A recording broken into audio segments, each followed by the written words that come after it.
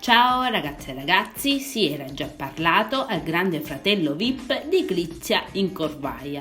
Fino adesso lei è stata protagonista di una storia d'amore con Paolo Ciavarro.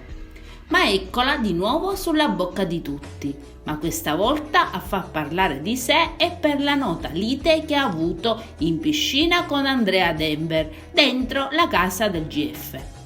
Clizia avrebbe insultato pesantemente Andrea dandogli del mafioso, affermando anche di non volergli più parlare e lo definisce anche un pentito. Le sue frasi sono orribili, pertanto si parla di seri provvedimenti e quindi a rischio di squalifica.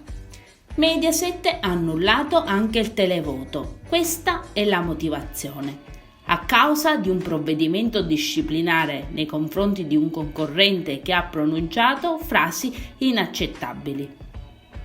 Ma in sua difesa interviene il suo manager, ammettendo che le dichiarazioni della Incorvaia siano state fuori luogo e molto colorite. Ma riferendosi ai social parlano anche di un esagerato accanimento mediatico.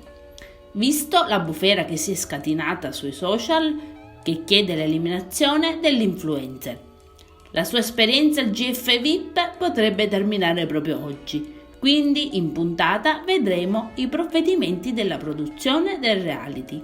Voi cosa ne pensate di quanto è successo? Clizia deve rimanere nella casa o va eliminata?